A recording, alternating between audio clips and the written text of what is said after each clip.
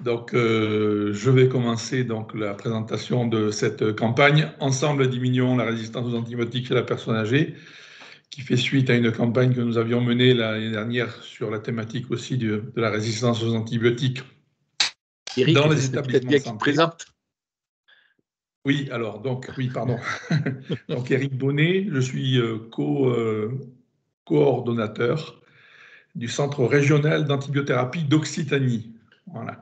Et vous verrez tout à l'heure et vous entendrez Philippe Serraillier. Donc, moi, je suis infectiologue et Philippe Serraillier qui prendra la parole tout à l'heure, qui est médecin généraliste. Moi, je suis basé à Toulouse et lui dans le Gard. Voilà. Donc, cette campagne est co-organisée par le CEPIAS, que je remercie d'ailleurs pour l'organisation de cette présentation aujourd'hui. Le Centre régional d'antibiothérapie, le CRATB, l'OMEDIT, France Association Santé, c'est-à-dire les mêmes partenaires que l'année dernière, et l'ARS. Diapositive suivante.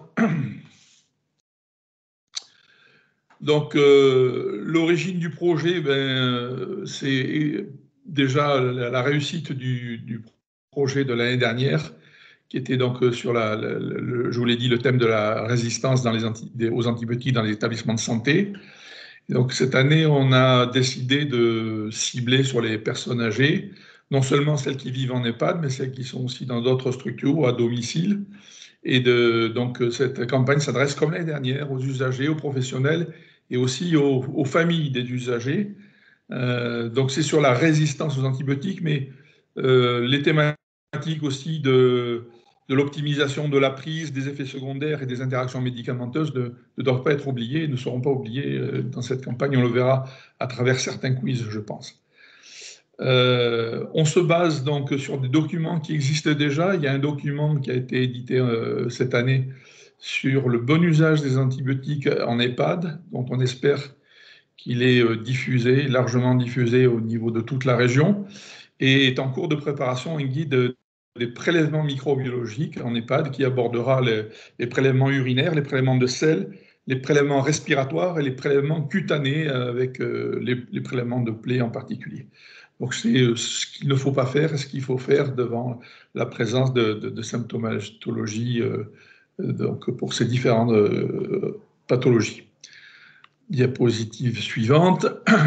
Donc, l'organisation de la campagne, vous avez vu donc les 4 structures, on pourrait dire, qui se sont associées pour cette nouvelle campagne et qui ont donc créé à nouveau des outils en se basant sur quelques outils qui existaient l'année dernière, mais également en créant, vous allez le voir, des nouveaux outils plus adaptés probablement au profil des personnes à qui on s'adresse. Donc, directement en lien avec le CRATB, il y a bien entendu les équipes multidisciplinaires d'antibiothérapie et avec le CEPIAS, les EMH, et on travaille tous ensemble, le CRATB avec le CEPIAS, les EMH avec les EMA. Et donc, diapositive suivante. Oui, alors oui, je vois un petit commentaire. Effectivement, la plaquette qui existe déjà sur les antibiotiques, l'antibiothérapie en EHPAD est disponible sur le site du CEPIAS. Oui, alors il faut, excuse-moi, oui, j'interviens au milieu. Il faut préciser que, donc, ouais, j'en profite pour me présenter. Philippe Serraillier, je suis médecin généraliste, comme l'a dit Eric, co-coordonnateur du CRATB, du Centre régional d'antibiothérapie d'Occitanie.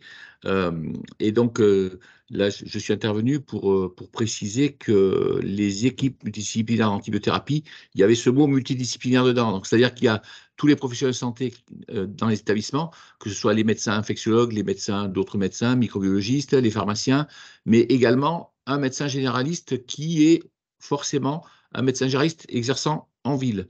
Parce que cette dimension ville est importante dans ce projet pour pouvoir effectivement faire face à cette problématique de l'antibiorésistance, puisqu'effectivement la ville est concernée au plus haut point, puisque nous sommes effectivement les premiers prescripteurs et que nous avons une action à mener sur nos confrères. Donc, dans toutes ces EMA, il y a un médecin généraliste coordonnateur qui est en poste et c'est même une condition qui est absolument pas... c'est éliminatoire pour un dossier de ne pas avoir de médecin généraliste sur ces EMA. Donc, vraiment l'importance du premier recours est très mise en avant pour ces EMA. Voilà, c'était une précision que je voulais mettre. Donc, je te laisse continuer, Eric, et puis on essaiera de faire. Ouais, oui. Et pour préciser aussi que dans ces équipes, il y a aussi des infirmiers, des infirmières qui sont formés à l'usage des anti-infectieux en général et qui sont de plus en plus nombreux à se former à cet usage et qui, je pense, sont des éléments importants de ces équipes. Alors ensuite, si on descend un petit peu dans le maillage, au niveau des EMA, donc c'est la transmission des messages entre les EMA, les CPTS et les MSP. Et les EMH sont déjà bien implantés dans la région, implantés avant les EMA et ont déjà beaucoup de connexions avec la majorité des EHPAD de la région et à l'intérieur des EHPAD avec les médecins coordinateurs et les IDEC et les pharmaciens, évidemment, en cas de PU. On descend encore un peu plus loin dans le maillage et donc là, les connexions qui se font avec les pharmaciens des officines, les patients eux-mêmes, et également, vous le voyez à l'autre bout du maillage, il y a aussi les résidents et les familles. Voilà, les médecins généralistes et on en a déjà parlé, les infirmières qui sont salariées, soit qu'elles travaillent en EHPAD, soit qu'elles travaillent en cabinet libéral hors EHPAD. Diapositive suivante. Voilà. Et en connexion, tout ça, évidemment, et avec l'aide ou l'appui, on pourrait dire, des différents URPS, donc infirmiers, médecins généralistes et pharmaciens. Oui, Philippe. Donc là, pour effectivement le côté ville, enfin, on a marqué CPTS, MSP, mais c'est plus large que ça. C'est surtout tout ce qui touche à l'exercice coordonné. C'est pour cette raison que nous vous avons sollicité sûrement par plusieurs mails cette dernière semaine pour que vous puissiez participer à cette visio, parce que enfin moi j'en suis convaincu que effectivement le déploiement d'une action passe par les coordonnateurs, coordinatrices de toutes les structures coordonnées sur les territoires. C'est vraiment une application pratique, comme je l'avais mis dans mon message que je vous ai envoyé à tous, à quoi ça donne du sens au CPTS ou MSP, à quoi ça sert effectivement. Ben voilà, ça va servir effectivement à pouvoir déployer de manière efficace ce type d'action, comme on pourrait en déployer tant d'autres, mais aujourd'hui, notre mission, elle est sur cette thématique-là. Et effectivement, c'est une chance, c'est une opportunité de pouvoir déployer quelque chose avec ce système-là effectivement. Alors nous, on a effectivement les URPS qui nous ont aidés, enfin le guichet unique plutôt, hein, qui réunit toutes les URPS. Donc je pense qu'il y a des personnes qui sont présentes sur le webinaire, et également la FECOP qui nous a beaucoup aidé, donc qui touche qui ont l'habitude de gérer, de former les coordonnateurs, coordinatrices des structures coordonnées. Donc voilà, c'est important. C'est vraiment une action sur les territoires. On va dire qu'on innove sur cette action-là au niveau régional, et on espère et on compte sur vous pour que ça fonctionne. J'ai vu que rapidement, là, dans les conversations, donc, il avait été demandé des éclaircissements sur la signification de CPTS et MSP. J'ai vu que donc, ça avait été précisé. Donc, c'est des centres pluriprofessionnels territoriaux de santé et les maisons de santé pluriprofessionnelles. Donc, on continue sur cette présentation. Alors, le déroulement de la campagne, on a tout d'abord fait, comme l'année dernière, on a créé un groupe de travail pour définir les thèmes prioritaires, avec en fil rouge, qui nous a paru important, c'est toutes les indications de non-prescription. Les contenus des outils ensuite pour mener cette campagne ont été un petit peu ceux de l'année dernière, mais je vous l'ai dit, avec de nouveaux outils. Donc, on a des plaquettes, on a des quiz qu'on va vous présenter tout à l'heure. Il y aura également des vidéos et pas mal de jeux qui ont été créés autour de cette campagne, des affiches. La présentation de la campagne, nous l'avons faite dans un premier temps lors de notre réunion EMH-EMA le 19 septembre à Lézignan. Et la mise à disposition des outils régionaux, exemples de mise en œuvre sur nos différents sites, notamment sur le site du CEPIAS, sur lequel le CRATB est hébergé, également sur le site de l'OMEDIT et le site de France Association Santé, qui s'est joint à nous cette année, et également les URPS et les IDEL. Enfin, il existe une plateforme régionale d'échange entre OMH et EHPAD, comme je vous l'ai dit tout à l'heure, qui sont déjà, ça marche déjà depuis longtemps. Et on est là aujourd'hui donc pour ce webinaire, pour vous présenter un petit peu plus en détail cette campagne.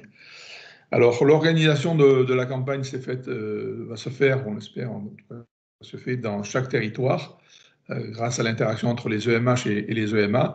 Et donc, le public visé, c'est les patients qui sont dans les EHPAD, mais je vous l'ai dit, pas que les patients qui sont dans les EHPAD, aussi les personnes âgées qui sont à domicile ou dans d'autres structures que des EHPAD.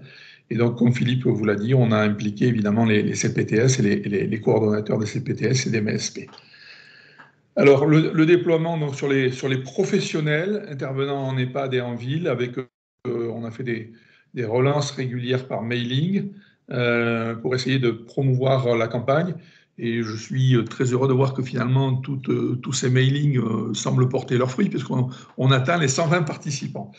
Donc, le lancement des actions au sein des structures va se faire donc, au moment de la semaine mondiale qui est donc chaque année décidée par l'OMS, la semaine mondiale pour le bon usage des antibiotiques, qui cette année aura lieu entre le 18 et le 24 novembre prochain. Diapositive suivante. Et après, ça continue. C'est moi qui prends la parole, Eric.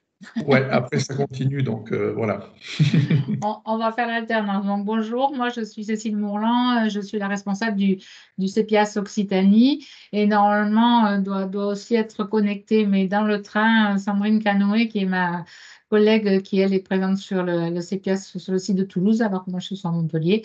Et donc, on a travaillé sur cette campagne, donc, avec le CRATB et l'OMEDIC. Donc, moi, je reprends la parole juste pour vous présenter en fait les différents outils d'animation qui vont être mis à votre disposition. Donc, on a tout d'abord des quiz, donc quiz médical. Alors, on dit médical, mais c'est pour les médecins et les pharmaciens. Voilà, qui notamment s'appuie sur la plaquette antibiotique en EHPAD et servira en fait à la faire connaître aussi, cette plaquette antibiotique. Un quiz pour les paramédicaux comme on l'a vu, qui soit interviennent en EHPAD, mais aussi sont infirmières en libéral, et ce sera relayé par l'URPS IDEL. Et puis, un quiz patient. Là, pour le coup, des patients pas spécifiquement âgés, mais ceux qui fréquentent les cabinets médicaux ou les officines et qui pourront, du coup, on a mis à disposition le quiz et le tuto de la campagne de l'année dernière qui n'était pas orienté, pour le coup, pour les usagers, qui étaient sur une thématique ville, hein, avec une prise en charge d'angine autour de l'antibiothérapie et des TROD. Donc, ce quiz patient sera aussi proposé pour tout âge de patient. Et par contre, donc, bien en lien avec la cible personne âgée, il y aura des outils résidents et familles avec un kit d'animation avec des jeux et puis une vidéo ou des vidéos animées. Et ce sera Monique Bonnefous, ma consoeur de l'OMEDIC, qui vous le présentera tout à l'heure. Donc, pour l'organisation de la campagne, comment ça va se passer? On va proposer, au moins pour les EHPAD, et peut-être éventuellement si certaines CPTS ou MSP souhaitent coordonner un petit peu leur action, une inscription en ligne sur notre site. Par contre, pour les professionnels libéraux, que ce soit les médecins, infirmiers ou pharmaciens d'officine, il n'est pas nécessaire de s'inscrire, hein. Ils pourront simplement utiliser la fiche et scanner les QR codes pour faire les quiz à leurs patients et les réaliser eux-mêmes pour eux. Voilà, donc l'inscription, je le dis bien, elle va être sur notre site internet, mais elle n'est pas obligatoire. On le demande effectivement pour les EHPAD pour pouvoir évaluer un petit peu le nombre de structures qui vont le réaliser. Mis à disposition donc une affiche à imprimer qui permettra d'accéder au quiz. Il y aura un flash code qui permettra donc de pouvoir accéder. Et donc cette affiche, elle est à télécharger sur nos sites. Donc, CPIAS CRATB qui est hébergé pour l'instant sur le site du CPIAS. Et puis, ce sera aussi accessible sur le site de l'OMEDIC. Et je vous ai mis déjà le lien aussi bien pour la page de notre site internet que pour les inscriptions à la campagne.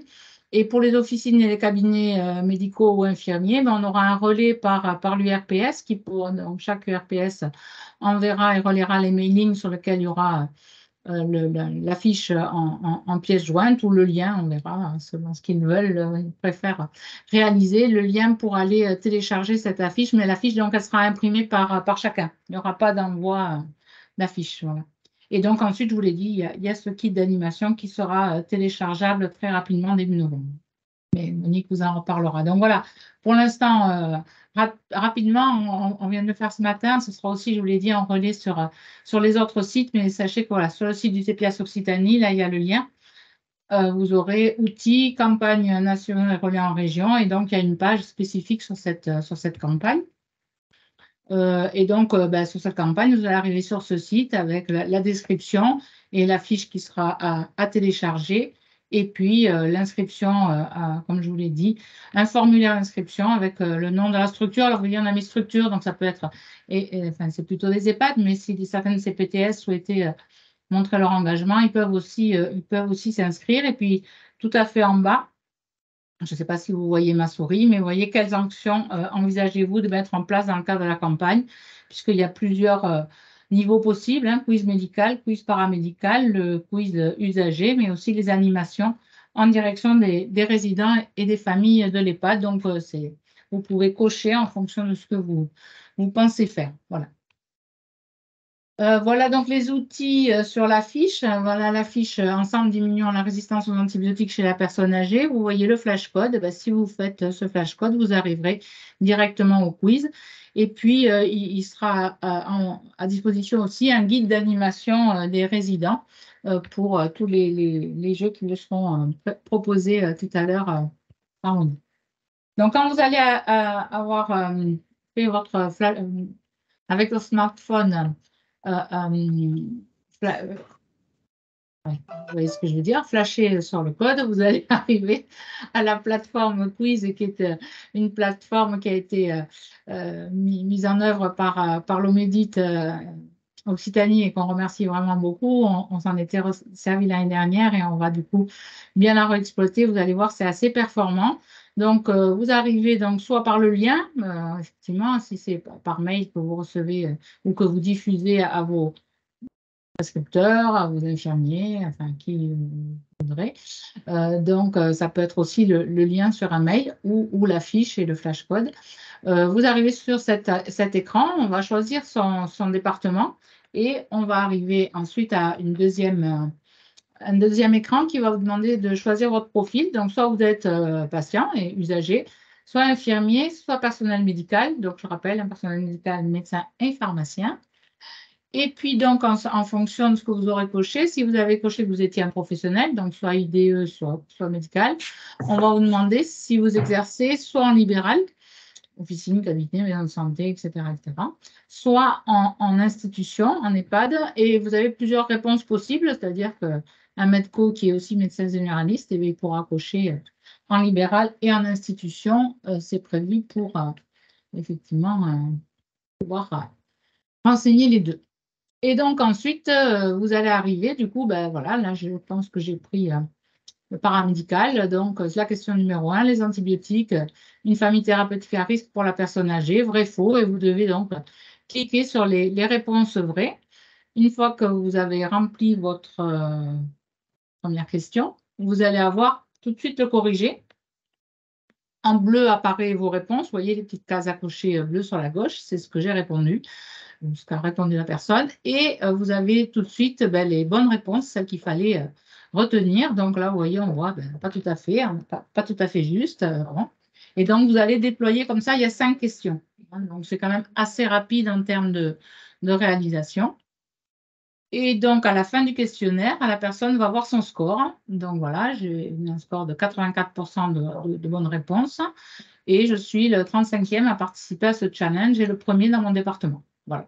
Donc, systématiquement, il y aura cette information qui sera délivrée. On peut, à la fin, accéder du coup aux résultats régionaux. On peut comparer son score à celui des autres. Et puis, on va pouvoir aussi avoir toutes les réponses argumentées sur un document qui sera en ligne. Si on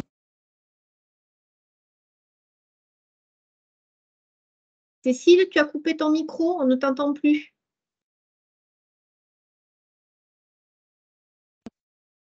Là, c'est bon?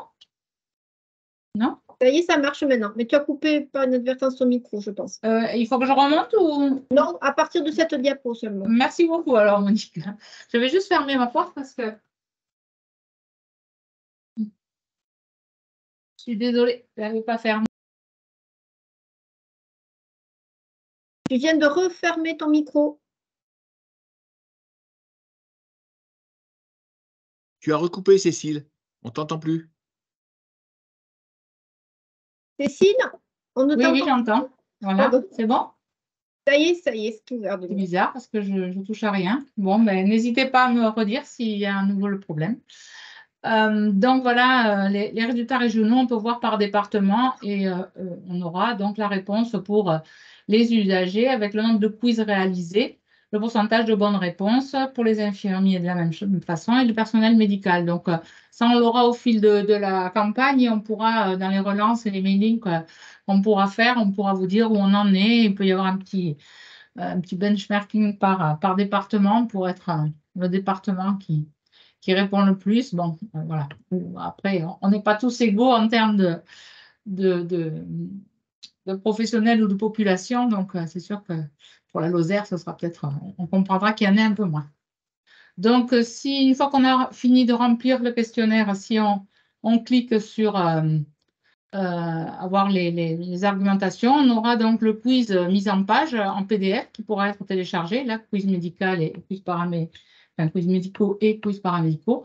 Et voilà, je vous ai fait apparaître, par exemple, pour la question 1, les argumentaires donnés pour… donc, il y a la bonne réponse qu'on a vu déjà soulignée en vert, comme tout à l'heure, là, mais avec un petit argumentaire qui a donc été créé par le groupe de travail qui a fait à la fois les questions et les argumentaires de réponse. Voilà, donc tout ça sera quand même… pourra être téléchargé sur le site et en fin de réponse au quiz et ce sera aussi accessible sur notre site. Donc, si certains voulaient l'utiliser en papier plutôt qu'en… Bon, le mieux, c'est quand même de pouvoir le scanner et d'y répondre directement. Comme ça, on aura la participation et surtout les réponses. Mais bon, voilà, si certains d'entre vous souhaitent pouvoir les distribuer et les faire en papier, c'est possible. Pour les usagers, je vous ai dit donc, quand on va cliquer et scanner le flashcode, on aura aussi la possibilité aux familles, aux usagers de ville qui fréquentent les cabinets et les officines de répondre au quiz. Donc, c'est celui de l'année dernière avec le quiz. Et à la fin du quiz, il y a une petite vidéo qui se déclenche automatiquement et qui illustre la problématique donc, du bon usage des antibiotiques spécifiquement dans le cadre d'une angine, en prise en charge d'une angine. Voilà, et je vais laisser la parole à Monique Bonnefous, qui a plus particulièrement avec l'Omédit et Sandrine Canoë du CEPIAS animé ce groupe qui a mené à l'élaboration de ce kit d'animation pour résidents et familles. À toi, Monique. Merci Cécile. Donc, je me présente, je suis Monique Bonnefous, je suis le pharmacien responsable de l'Omédit Occitanie. Donc, pour ceux qui ne m'ont pas encore rencontré au sein des EHPAD, l'Omédit, c'est l'Observatoire du médicament et des dispositifs médicaux et des innovations thérapeutiques. Donc, un vaste programme, d'où notre intervention sur le bon usage des antibiotiques en collaboration avec le CEPIAS et le CRATB. Donc, nous étions plus particulièrement en charge de l'animation du groupe de travail qui a élaboré ce kit qu'on vous propose aujourd'hui à destination des résidents et des familles des résidents. Donc, résidents en EHPAD, mais vous le verrez, on va aussi vous proposer, si vous le souhaitez, c'est quelque chose qui va pouvoir être totalement transposable à des structures comme un club du troisième âge ou des résidences seniors, dès lors qu'il y aura des professionnels de santé, que ce soit médecins, infirmières et ou pharmaciens, pour pouvoir animer la vidéo. Donc, cette animation, elle est partie du principe de pouvoir proposer différentes animations basées sur la pédagogie par la répartition. Donc, étalé dans le temps. Donc, on vous propose de le faire sur 4 à 5 semaines, à adapter selon vos possibilités et comment vous souhaitez le mettre en œuvre dans votre structure. Avec une hiérarchisation, une montée en charge, on va dire, sur ces outils et ces jeux. Puisque au départ, on vous propose de partir sur des ateliers dessin, coloriage, avec des supports à colorier, à découper, à coller, de façon à ce que, par exemple, au cours de ces animations, on puisse décorer les pads, annoncer cet événement, élaborer les cartons d'invitation pour les familles, voilà, tout ce qu'on pourrait faire autour de cette illustration de ce sujet. Alors, juste, Cécile, on voit apparaître ton... Voilà, c'est parfait.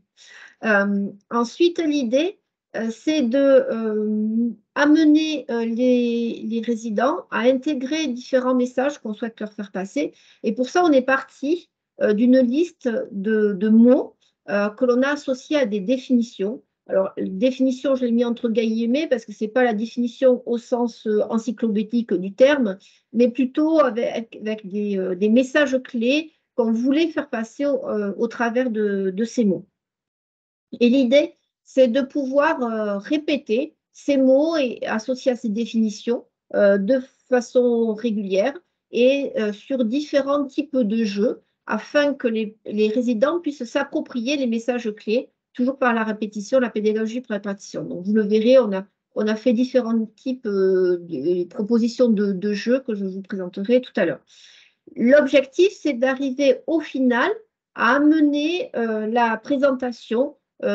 Donc, on l'envisageait autour d'un moment convivial avec les usagers, mais aussi leurs familles. Une animation faite par le médecin coordinateur, les infirmières, le pharmacien, les médecins traitants, si vous voulez s'y joindre aussi, pour générer un débat autour de ce bon usage des antibiotiques chez la personne âgée.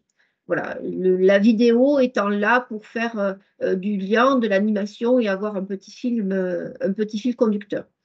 Et enfin, on proposerait que tout au long de ces semaines, la structure, elle peut, si elle le souhaite, participer à un concours de la meilleure affiche et du meilleur slogan, avec l'idée que ce slogan serait réfléchi au sein de l'EHPAD entre les usagers, mais aussi le personnel soignant, de façon à fédérer vraiment tout le monde autour de ce projet. Et donc, participer à un concours au niveau de l'Occitanie qui élirait la meilleure affiche et le meilleur slogan. Diapo suivante. Donc, les jeux qu'on vous propose, c'est tout d'abord un bingo démo qui se déclinerait sous la forme comme un loto, mais à la place des chiffres, ben, ce seraient les mots, et l'animateur pourrait annoncer le mot et la définition associée. Ces mots et définitions qui, vous l'avez compris, vont suivre tout au long des jeux, ce seront toujours les mêmes, pourront être déclinés aussi sous forme de métaplan. Je vais vous présenter les différents jeux après. 2 mots à deviner, 2 mots cachés ou 2 mots croisés. Donc là, vous aurez donc le lien pour pouvoir télécharger, là, vous aurez la fiche pour pouvoir télécharger les différents jeux et les solutions associées. Diapo suivante, merci Cécile. Donc voilà, là, on vous a mis un extrait de quelques mots et quelques définitions. Vous voyez bien là que par exemple, c'est pas du tout une définition très académique, mais on a mis par exemple antibiotiques, médicaments efficaces uniquement sur les bactéries. Ils ne sont pas automatiques et c'est mon médecin qui les prescrit. Ils sont utilisés chez l'homme et les animaux. Voilà, on vous en a mis quelques-uns que vous découvrirez. En tout, il y en a 48, donc vraiment de quoi animer les différents jeux que l'on vous propose par la suite. Donc ces mots et ces définitions ont été travaillés en groupe de travail avec des représentants de médecins coordonnateurs d'EHPAD, de psychologues, d'animateurs, d'infectiologues, d'infirmiers et de pharmaciens. Et des usagers, pardon, j'ai oublié M. Lemzen. Donc voilà le premier jeu qu'on vous propose, c'est le bingo. Donc vous voyez, ça fonctionne comme un loto, mais à place des chiffres, vous avez des mots. On a fait 2 niveaux pour que vous puissiez, en fonction de vos groupes à animer et de leur capacité de concentration et de suivi du jeu, soit des bingos à 4 cases, soit des bingos à 6 cases.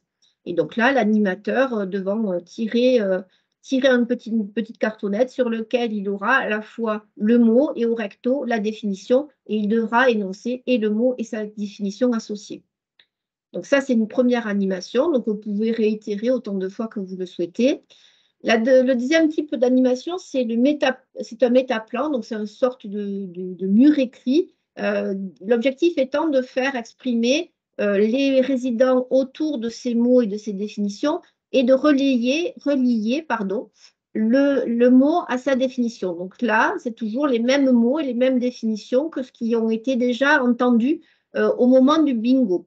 Voilà, donc ça pourra être soit projeté sur un écran, si vous avez des écrans un peu dynamiques, soit ça peut être imprimé et affiché sur un tableau, soit ça peut être disposé sur une table et en équipe ou individuellement, les résidents devront retrouver et associer les paires mots et définitions.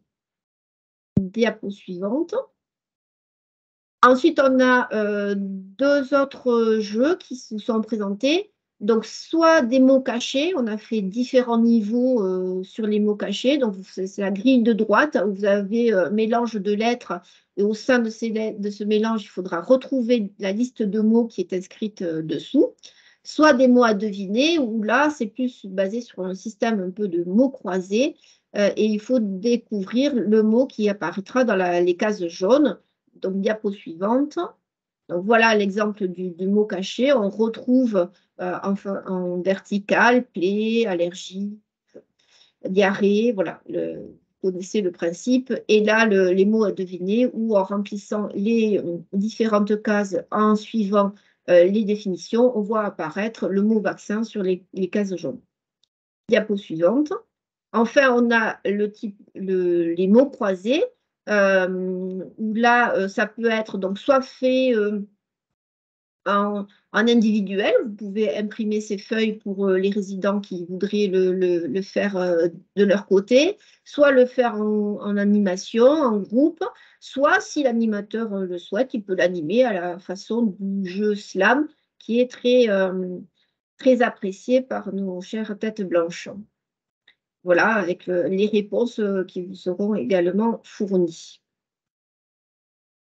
Et enfin, tout ça pour amener au moment convivial qu'on vous propose d'organiser autour de cette vidéo, donc idéalement avec les usagers, mais aussi avec leur famille, puisque les petites vidéos mettent en animation toutes les notions qu'on a voulu faire passer dans nos mots et nos définitions, et elles font intervenir et les usagers et leurs familles, avec donc l'idée que ça génère de la discussion avec le médecin coordonnateur, donc l'IDEC et le pharmacien, si possible.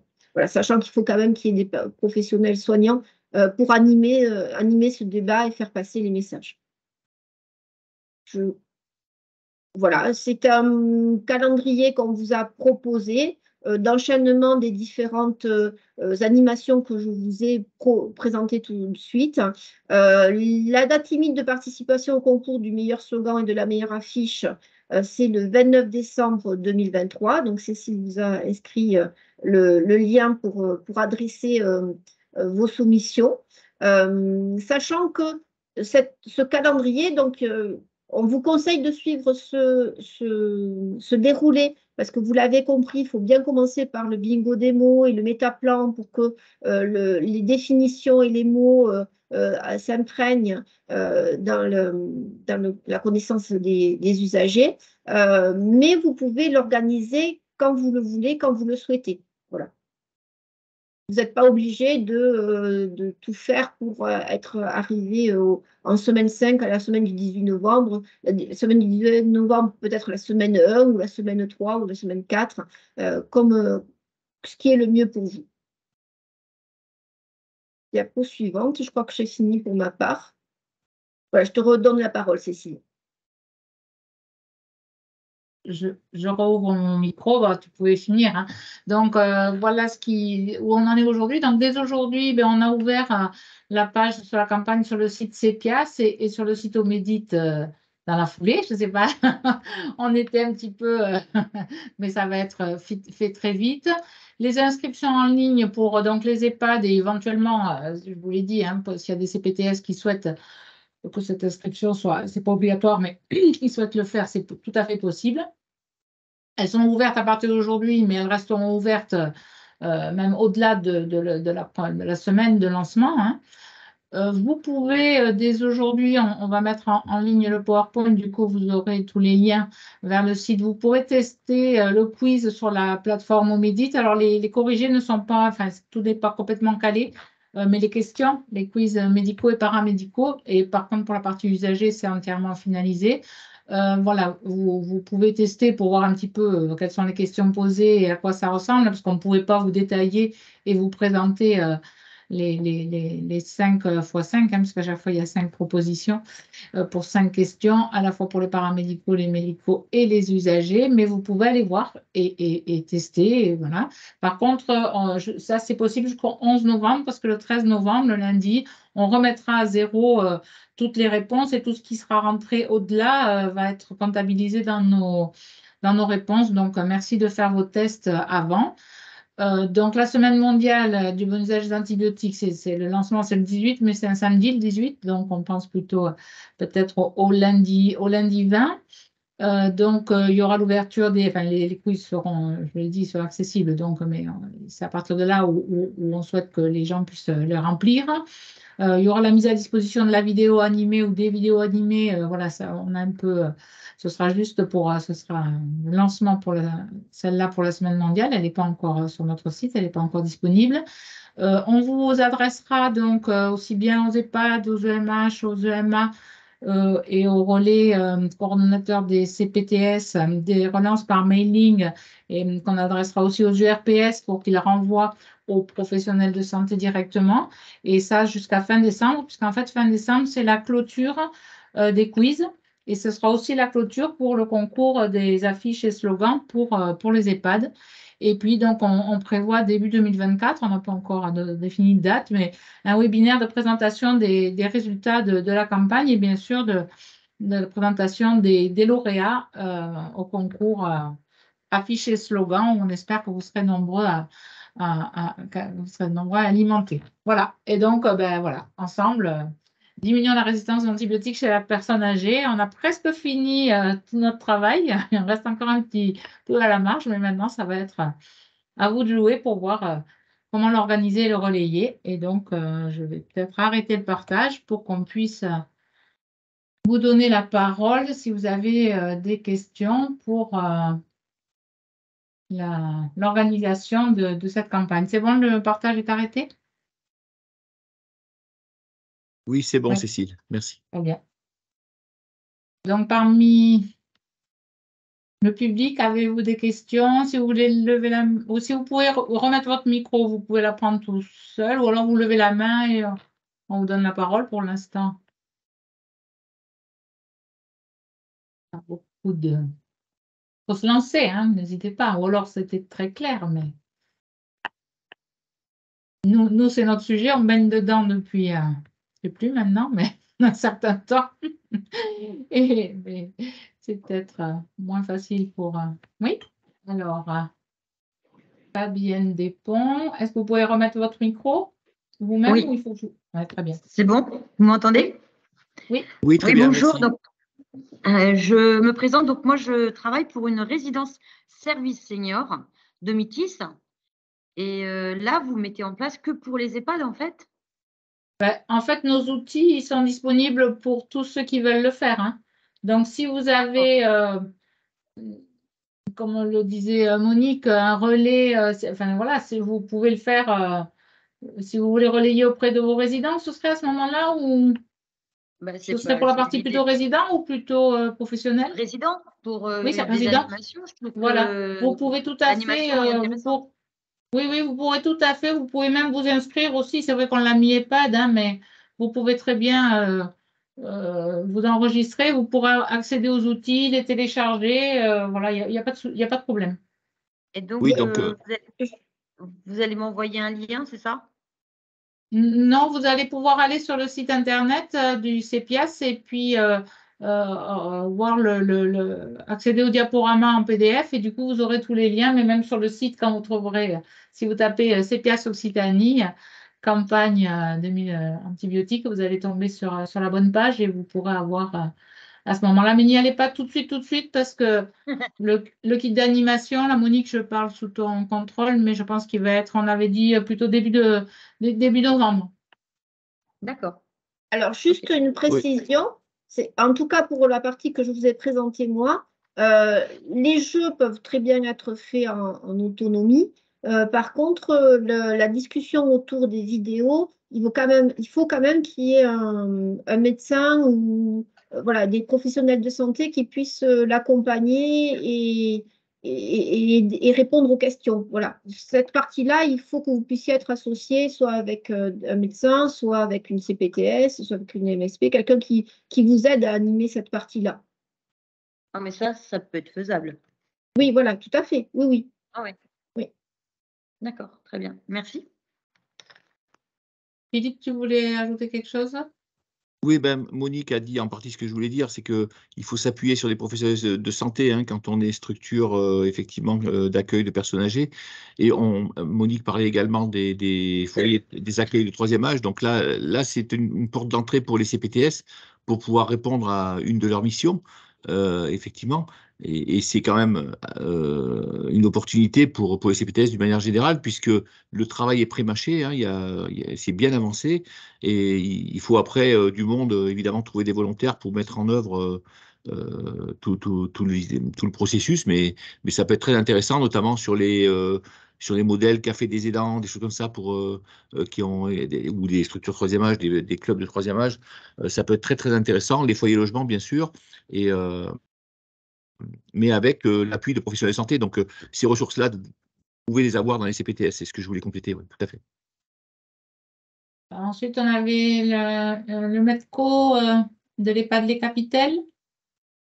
Vous pouvez réactiver votre micro? Oui. Bonjour, merci de prendre ma question et merci pour votre formation et votre intervention sur un sujet effectivement qui est très important.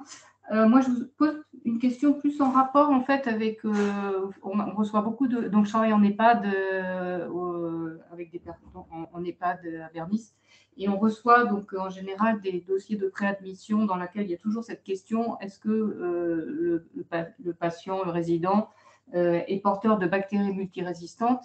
Et la réponse est toujours je ne sais pas.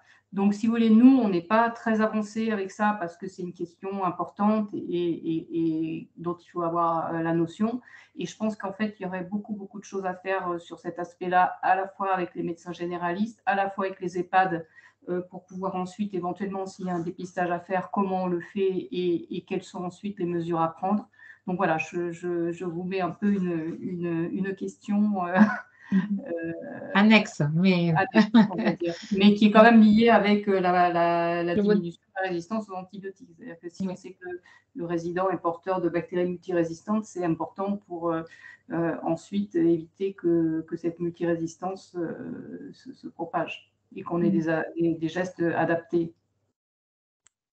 alors, c'est pas l'objet de la campagne, mais il y a quand même des questions sur la transmission croisée, le portage hein, des bactéries multirésistantes. Il faut savoir aussi qu'on on va avoir une fiche sur la prise en charge des patients porteurs de BMR, BHRE en ville, mais qui est tout à fait transposable en EHPAD. Et on a aussi sur le site CEPIAS, vous pouvez trouver des éléments sur le site du CEPIAS où vous avez que faire en cas de conduite à tenir hein, pour un résident porteur d'une BMR ou d'une BHRE, sachant que voilà, les EHPAD étant des lieux de vie, c'est essentiellement les précautions standards qui devraient être partout appliquées parce qu'il y a ceux qu'on connaît porteurs et il y a tous ceux qui sont déjà admis dans votre structure et dont vous ne suspectez pas possiblement qu'ils soient porteurs, mais qui suite à un petit traitement augmentin pour une pneumopathie, voilà, va pouvoir devenir porteur, donc on ne va pas passer son temps à dépister. Donc voilà, bon, c'est un peu connexe, on va pas parler et échanger là-dessus, mais sachez que vous avez des éléments sur le site et qu'il ne faut pas hésiter à nous recontacter. Pour le coup, c'est vraiment notre domaine d'activité au niveau du CEPIAS. Donc, Merci revenez vers nous et puis on peut échanger Merci. par mail sur les documents. Merci. Alors, avons-nous d'autres questions Je veux bien vous baissiez les mains pour qu'on puisse voir. Est-ce qu'il y a d'autres questions? Si vous avez levé la main et que je ne les vois pas, vous pouvez prendre la parole, ouvrir votre micro. Est-ce qu'on a des professionnels de CPTS qui sont présents peut-être là, ou de MSP, pour qu'on puisse avoir leur retour, la faisabilité du relais de cette campagne auprès de la ville? Mireille Tamanti, vous pouvez prendre la parole.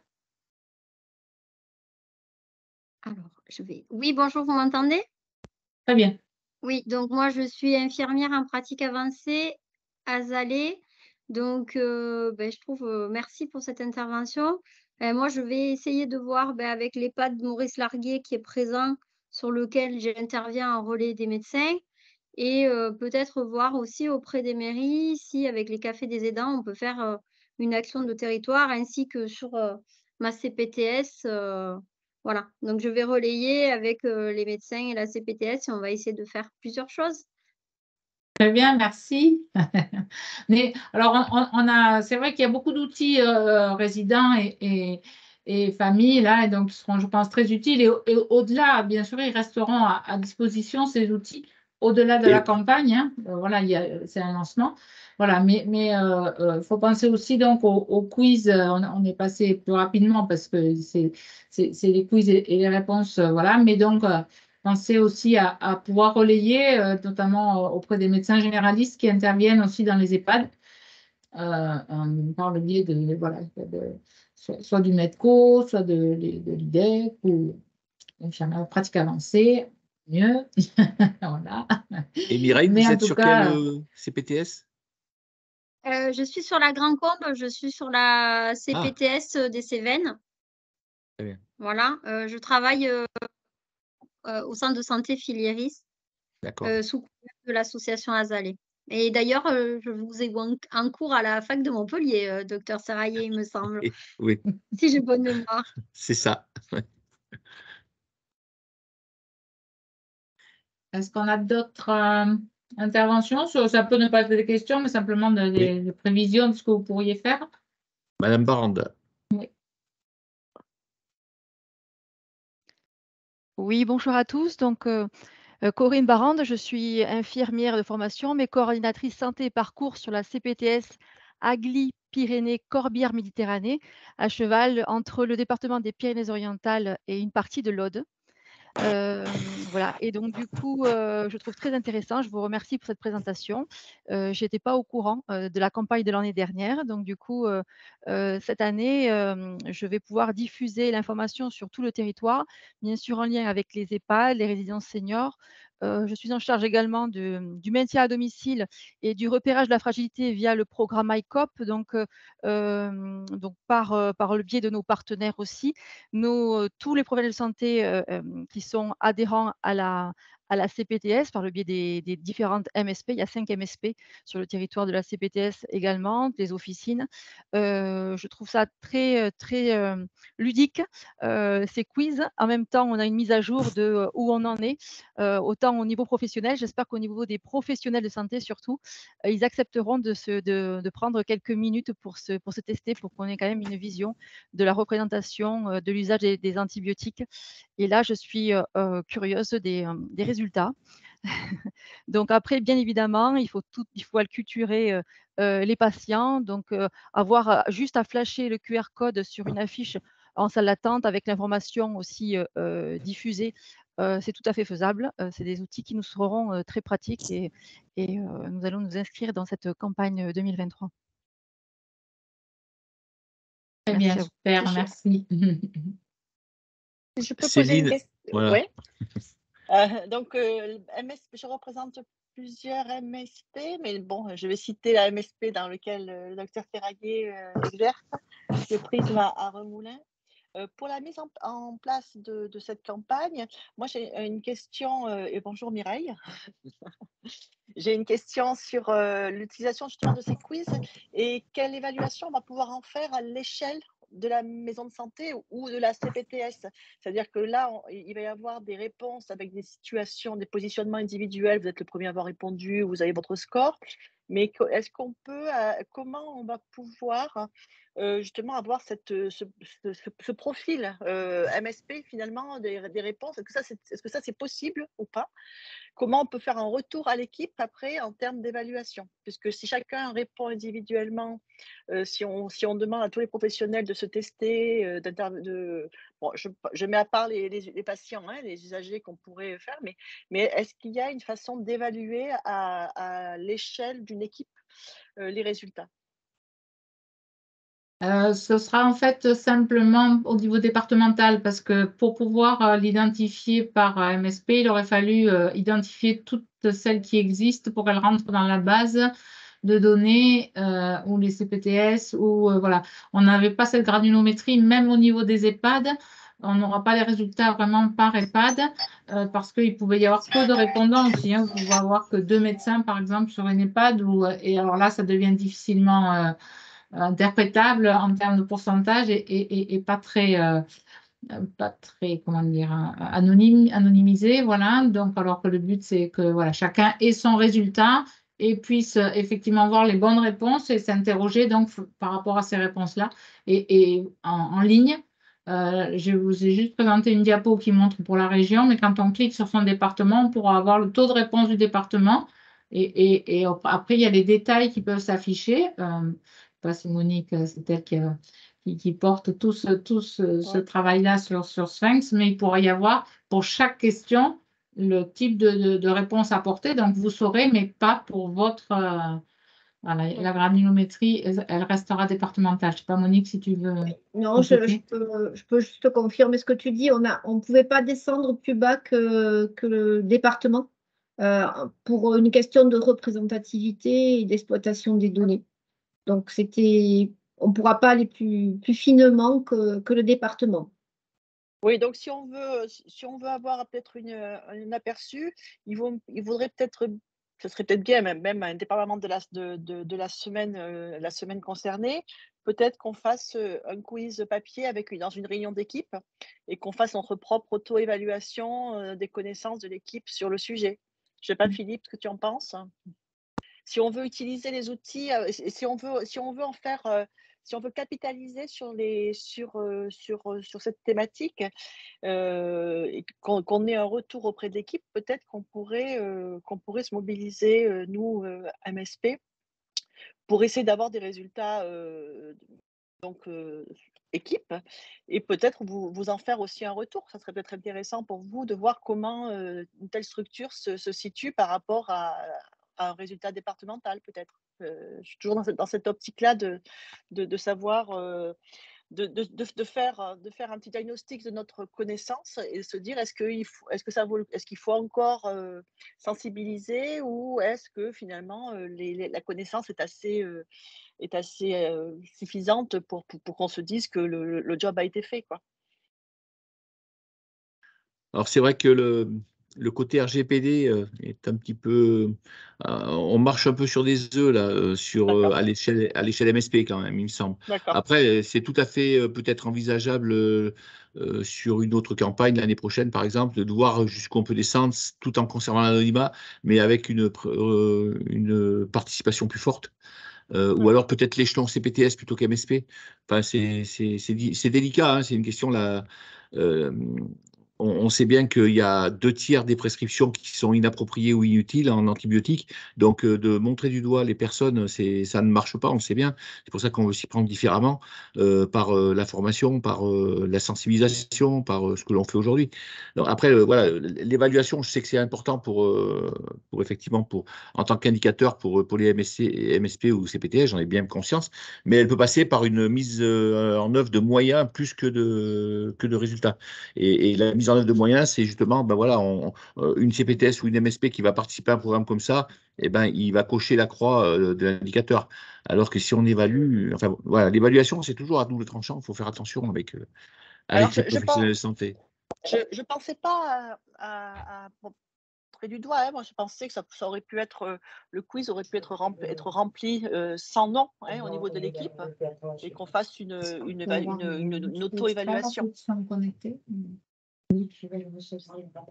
Ouais, c'est un peu délicat, on marche sur les œufs. Ok, enfin, après, alors après, je rends la parole. Donc, ça veut dire qu'au niveau d'une MSP, parce que vous nous posiez la question de savoir comment on peut le relayer, donc c'est de mettre à disposition les affiches avec le QR code, de demander à l'équipe de remplir, en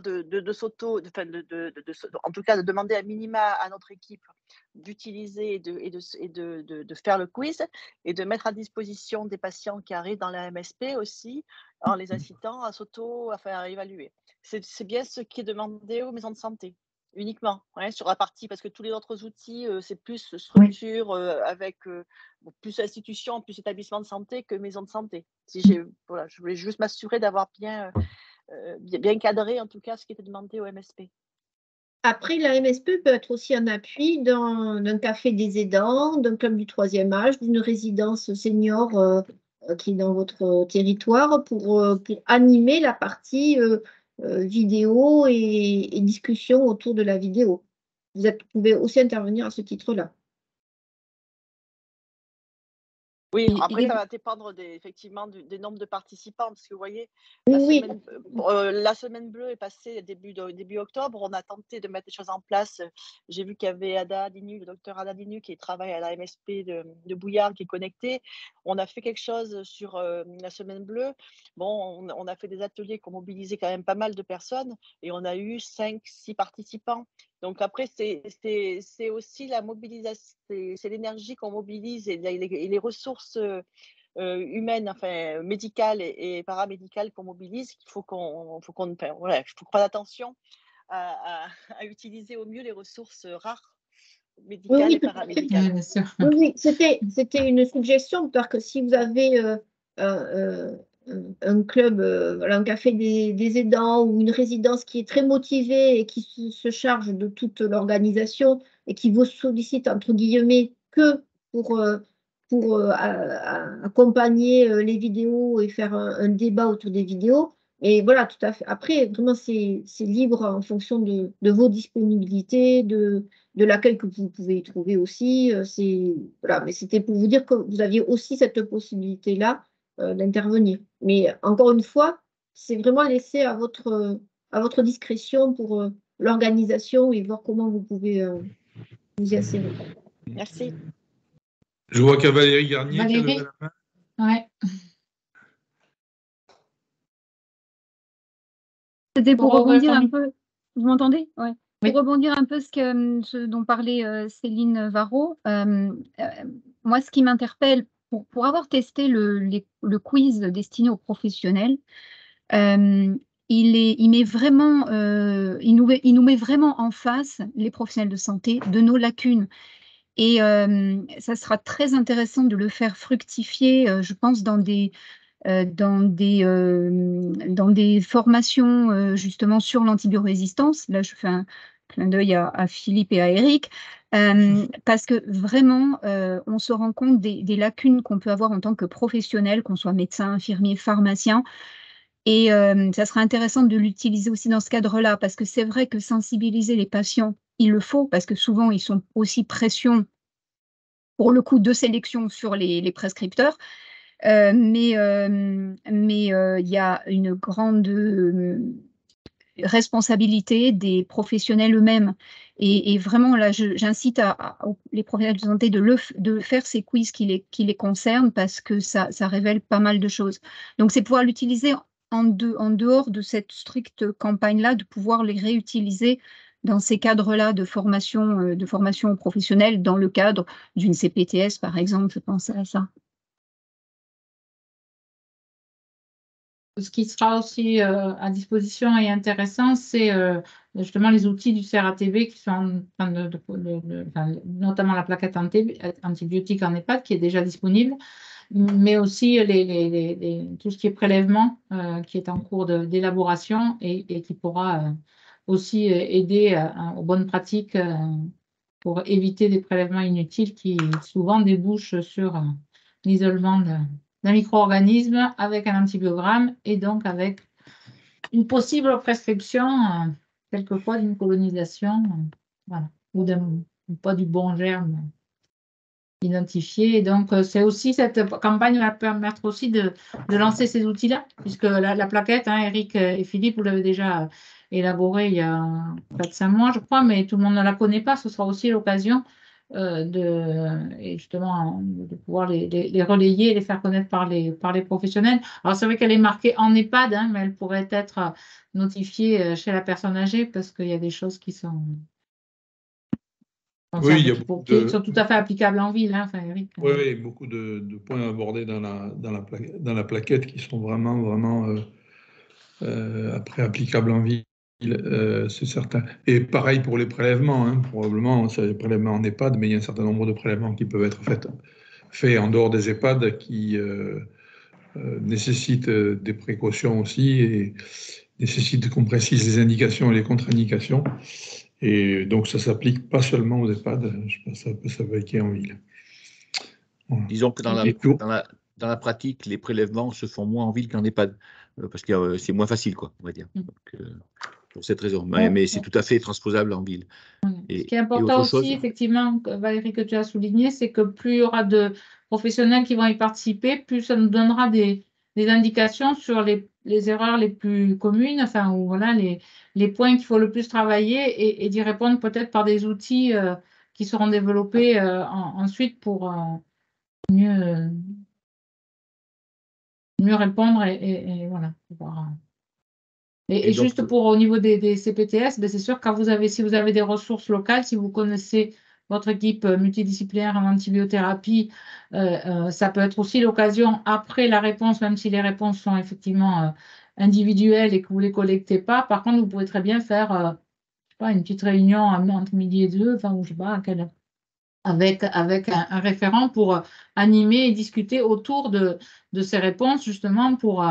bon, il y aura les réponses qui seront quand même assez succinctes, puisqu'il faut que ça puisse rentrer. Donc, il y a peut-être des choses qui peuvent être rediscutées. Et ça peut être l'occasion, justement, entre collègues, de pouvoir confronter ces pratiques. Hein. Je ne sais pas, Philippe. Oui, tout à fait. Donc, là aussi, profitez de l'occasion qu'on soit ensemble sur ce webinaire pour bien que vous ayez bien identifié, ça a été présenté au départ, ces fameuses EMA. Donc, toutes les CPTS sont invités à s'en rapprocher s'ils veulent effectivement développer une mission complémentaire sur la pertinence des soins. Nous sommes à votre disposition. Ça peut effectivement, on ne va pas rentrer en concurrence avec une autre mission. Et on a des fiches actions qui sont prêtes, qui sont pré-mâchées, hein, c'est la même logique. Effectivement, parce que le temps médical et paramédical est précieux. Donc, nous avons travaillé dessus pour que ça puisse ensuite être adapté à chaque territoire, bien sûr. Donc, vous êtes conviés à vous rapprocher de vos EMA. Et donc, comme je vous l'ai dit, il y a un médecin gérant coordonnateur sur toutes ces EMA. Il y en a certains qui sont connectés aujourd'hui. Donc là, vous trouverez facilement le lien sur le site du CEPIAS.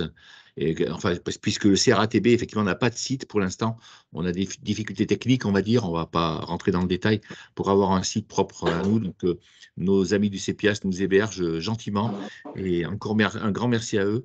Et effectivement, et donc c'est très simple, il faut simplement aller sur la page d'accueil du CEPIAS, vous avez l'onglet CRATB qui est juste à côté, c'est vraiment très facile pour avoir accès et nous contacter ensuite si vous avez quelques questions, si vous avez besoin d'avoir un interlocuteur sur votre département.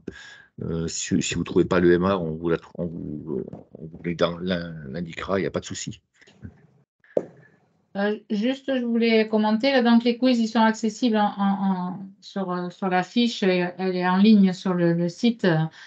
Caroline l'a fait pendant qu'on était en webinaire. Les quiz, en fait, définitifs avec les réponses argumentées, ils seront disponibles après le 6 novembre, mais déjà sont Vous avez les questions, peut-être il y aura une ou deux questions qui ont bougé à la marge, mais très peu pour tester, pour voir un peu à quoi ça correspond. Vous pouvez déjà aller voir quand même, hein, sur le site. Et comme je vous l'ai dit tout à l'heure, tous les tests et les essais seront enlevés au moment après le 11 novembre pour libérer, enfin pour avoir une base de données clean quoi, après vos tests, mais vous pouvez aller voir, les questions ne vont pas bouger, c'est juste les argumentaires qui ne sont pas encore en ligne pour l'instant. Et pour les usagers, par contre, c'est parfaitement stabilisé, ça ne bougera plus. La vidéo a été mise en ligne, le quiz usager.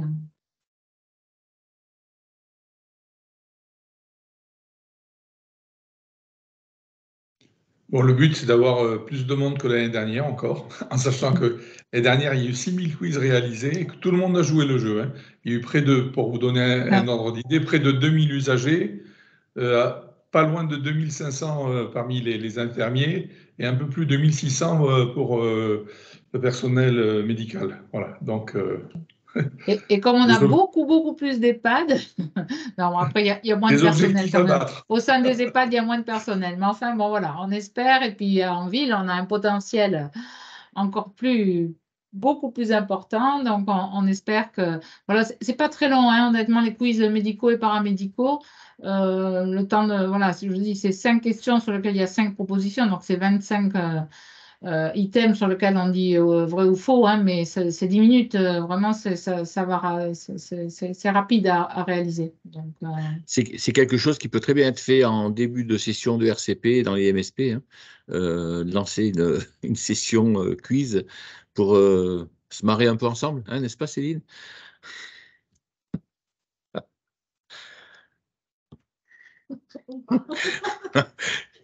Oui, bon, Sandrine nous met un petit commentaire là, depuis le train, elle ne peut pas parler, mais elle met que ceux qui organiseront des séances en EHPAD, s'ils veulent bien faire des photos dans le respect du droit à l'image des résidents, on serait super intéressés effectivement pour avoir le retour et pouvoir illustrer notre campagne. Et puis bon, on espère qu'on aura des super affiches et slogans. Bon, on avait fait en fait une année une campagne pour l'hygiène des mains. Et c'est vrai qu'on avait eu, voilà, ça avait bien plu de faire le concours d'affiches. Et donc, bon, voilà, on s'est dit, c'est à la carte, hein, une fois de plus. Le but, c'était de proposer des choses clés en main pour vous faire gagner du temps et pour vous déjà avoir que l'animation. C'est déjà beaucoup de pouvoir passer le temps à faire l'animation, mais au moins que les outils soient ludiques et disponibles. Et les quiz, c'est vrai aussi que le fait qu'ils soient en ligne, effectivement, ça, vous n'avez pas le résultat tout de suite, vous individuellement, enfin, pardon, à l'échelle de votre structure. Au niveau individuel, chacun a sa correction et bien sûr son score. Mais nous, ça nous permet effectivement de pouvoir récupérer toutes les données. Si vous les faites en papier, je pense pas que vous aurez le temps de saisir ensuite les papiers sur le site et du coup, on n'aura pas les résultats en région. Donc, c'est un petit peu dommage quand même parce qu'au niveau du département, déjà, on peut voir un petit peu même s'il y a des actions puisqu'il y a des équipes multidisciplinaires en antibiothérapie qui sont créées par GHT, mais ils auront finalement leurs données pour voir un petit peu quels sont les points sur lesquels ils peuvent plus spécifiquement œuvrer par des EPI, par tout ce qu'ils pourront faire, hein, les appuis. Le but aussi, c'est que tout ce monde travaille ensemble, de faire connaître aussi les EMA. Les EMH sont déjà connus sur les EHPAD, mais voilà, c'est aussi… on doit travailler tous ensemble pour réussir ce challenge à la fois sur le côté prévention des infections et sur le côté meilleur usage des antibiotiques. Vous aurez remarqué qu'en Occitanie, on parle du meilleur usage et pas du bon usage. Là, tu nous as bien formés, Philippe. C'est moins jugeant. Est-ce qu'il y a d'autres questions?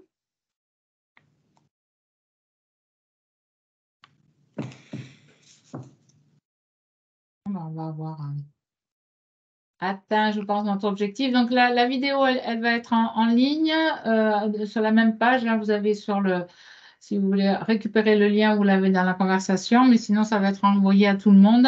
Et il y a une main qui se lève, donc Lucie Palos, pharmacien à Espalion. On vous écoute. Vous pouvez mettre votre micro?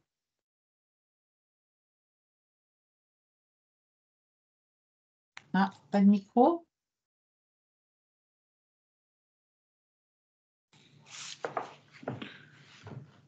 Alors, j'essaie de voir si je peux poser pas de micro. Si, c'est bon, là. Ah, madame, c'est Lucie Palos. Vous pouvez prendre la parole normalement. Allez-y.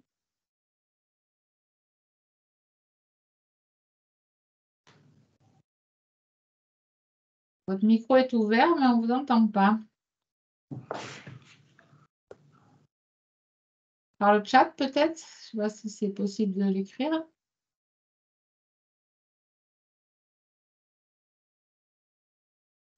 Oui, visiblement, le micro ne fonctionne pas. Donc, soit vous pouvez écrire votre question, sinon vous pouvez nous appeler, il ne faut pas hésiter, là, juste après.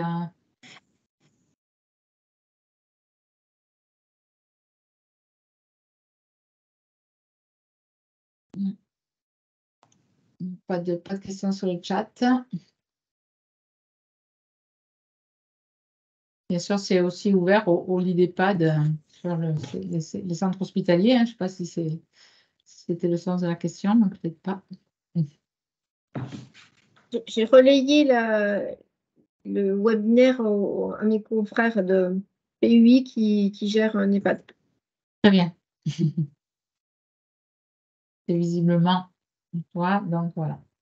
L'existence de la plaquette n'était pas connue, mais c'est vrai que c'est toujours difficile de faire, on l'a présenté, le CRATB l'a présenté à plusieurs réunions, mais bon voilà, il y a toujours, donc elle est en ligne sur le site, sur les outils sur le CRATB, sur le site du CPIAS qui héberge le CRATB, voilà, mais ce sera l'occasion, hein, cette campagne aussi, de pouvoir, nous, le but ce serait qu'elle soit, surtout les bureaux empruntés par les médecins généralistes qui interviennent dans les établissements médico-sociaux.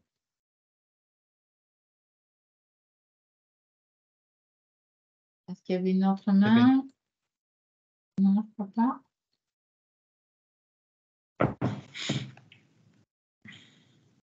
Écoutez, je pense que je ne sais pas si. Très bien. Le mot de la fin, Eric, Philippe, je sais pas. Non, le mot de la fin, c'est déjà concernant la plaquette, n'hésitez pas par tous les canaux que vous pouvez utiliser à la diffuser. Voilà, et n'oubliez pas qu'il y en a une autre qui va arriver bientôt sur les prélèvements microbiologiques et qu'il faudra aussi la diffuser le plus largement possible. Voilà. Donc d'abord le quiz pour que les gens se disent que il y a des choses qui peuvent s'améliorer et ensuite les plaquettes pour dire je vais chercher la réponse. Non, dans le sens que vous voudrez, du moment que la bonne parole passe. En tout cas, voilà, le lancement, c'est la semaine du 18 au 24, mais tout le mois de décembre aussi. Enfin voilà, il ne faut pas hésiter en fonction de vos possibilités et de votre organisation de les relayer jusqu'à la fin du mois. On espère aussi que les médecins généralistes qui recevront via le RPS et les pharmaciens qui recevront via leur RPS pourront aussi imprimer et afficher ces Et merci aussi à la FECOP qui va aussi déployer, décliner toutes nos actions auprès de tous les professionnels de santé d'exercice coordonné. Hein, parce qu'effectivement, en ville, c'est un petit peu, c'est plus compliqué que dans les établissements. On a plusieurs organismes, donc effectivement, il a fallu qu'on sollicite et je les remercie tous, hein, que ce soit les URPS ou la FECOP, de manière à toucher un maximum de professionnels de santé pour que cette campagne fonctionne. Et puis que derrière, il y ait d'autres choses qui fonctionnent, hein, puisque la ville, on est en train de se construire, hein, on se structure petit à petit, on est tout jeune, et on a besoin effectivement d'occasions comme ça pour se retrouver et puis apprendre à travailler ensemble, parce qu'il y a le travail au niveau d'une MSP, il y a le travail au niveau d'une CPTS, et puis il y a le travail au niveau d'une région départementale, inter-CPTS, mais aussi une région, et là, ça se corse. Donc, il faut vraiment que… Enfin, c'est aussi l'occasion, ce type de rencontre, pour qu'on apprenne à travailler ensemble et puis qu'on soit efficace, in fine, pour la population. Hein. Donc, si on réussit, si dans un an, je ne sais pas, je fais un doux rêve, hein, qu'on ait diminué de 25% les prescriptions d'antibiotiques, ça serait absolument fabuleux, quoi. Mais bon. Bon, en tout cas, c'est un doux rêve. Mais oui, c'est un doux écoute, rêve, mais bon, on verra. Tu mets l'objectif un peu haut, mais… Ouais. Pour la plaquette de prélèvement en EHPAD, Eric, je pense qu'elle sort fin novembre, c'est ça, hein, c'était le délai? Oui, on a une réunion prévue bientôt là, pour essayer de la finaliser. Voilà. J'espère de la finaliser. Voilà, oui, tout à fait. Écoutez, merci à tous, merci beaucoup. Très bien. Et puis, il n'y a plus qu'à, comme ça a été marqué dans le chat, il n'y a plus qu'à réussir. Donc, on compte tous sur vous. Merci à vous tous. Merci à tous. Merci. Au revoir.